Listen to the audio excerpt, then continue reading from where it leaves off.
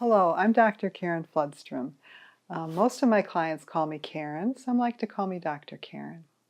I've been a psychologist since 1990, and I really enjoy my work. I work out of a little yellow Victorian in Thiensville, Wisconsin. It's very private here and cozy, home-like. People tell me they like coming here because they feel so comfortable. I have a general practice. I see a wide variety of people, age 10 on up. I love to work with teenagers. I often work with people suffering from anxiety and depression, chronic illness. I become very involved with my clients. I'm going to make suggestions and offer tools that you can use. I often use hypnosis. A lot of my clients find hypnosis to be a very powerful tool for healing. However, of course, I also listen very carefully. I would say that the people who've had the greatest influence on my work have been my parents. My mother is such a warm and loving person. She was always so kind to me. I could tell her anything as I was growing up, and she really knew the meaning of unconditional love. So by the time I got to graduate school, I felt I already had most of the skills to be a therapist just because of the way that she raised me. The other person who's really influenced me has been my father. My father is full of optimism. He just loves life. He's always out doing something new and starting some new project and dreaming big. And his optimism is something that I bring to my work with people. I tend to relate to people in a very personal way. My feeling is that often when people come to therapy, they're worried, they're scared, and maybe they're a little embarrassed. A lot of people think that they shouldn't need a therapist. So I might talk to you the way that you would talk with your grandma or your aunt or your mother, just in a personal, casual way. In a therapy session, what usually happens is people come in to see me. They sit down and we talk.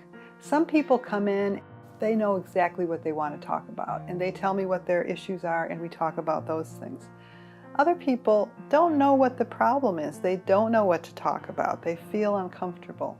So I have a series of questions that I ask. I always make sure to help people feel comfortable. I don't like long silences in therapy sessions, so you never have to worry about that with me. People work in a variety of ways. Many of them come to my office, but others like to work over the telephone. And it's such an interesting thing because both methods can be very effective, but they are different. On the telephone, I find that some people are more forthcoming. Other clients will work with me through FaceTime, especially millennials like to use FaceTime.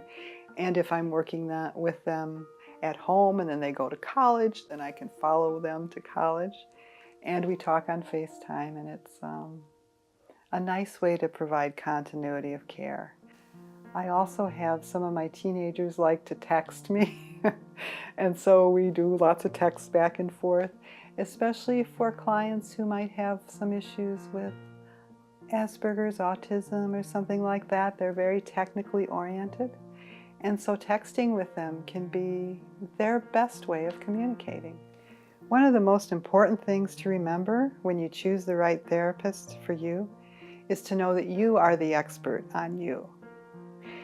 You can find a therapist with training and experience and tools who can help you, but in the final analysis, the only person who knows what's right for you is you.